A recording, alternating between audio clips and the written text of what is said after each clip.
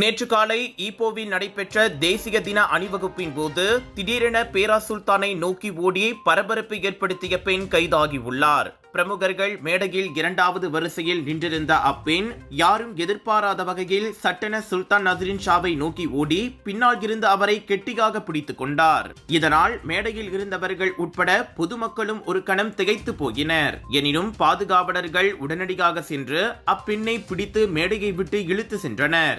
41 வயது அம்மாது பின்னர் விசாரணைக்காக போலீஸ் நிலையம் அழைத்து செல்லப்பட்டார். இவ்வேளையில் அச்சம்பவத்திற்கு இனவாத சாயம் பூசி நிலைமையை மோசமாக்க வேண்டாம் என DAP இளைஞர் பிரிவு கேட்டுக் கொண்டுள்ளது.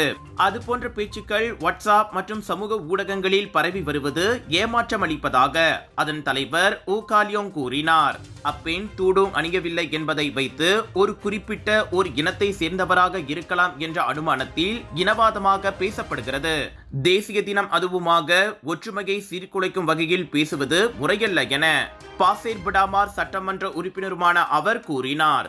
எது எப்படி இருப்பினும் மாநில ஆட்சியாளர் மீதான தாக்குதல் முயற்சி கடுமையானது. அதை விசாரித்து தக்க நடவடிக்கை எடுக்க வேண்டும் என அவர் தெரிவித்தார்.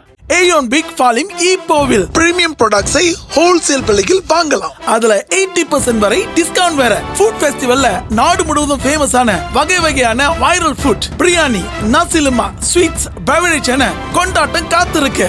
மிஸ் பண்ண கூடாத இந்த கொண்டாட்டம் உங்களுக்காக இப்பொழுது ஈப்போவில் கலர்ஸ் ஆஃப் இந்தியா பிரம்மாண்டமாக கொண்டு வரும் Perak international Indian expo and viral food festival 13 இருந்து 17 ஆகஸ்ட் வரை ஏயோன் பிக் ஃபாலிம் ஈப்போவில்.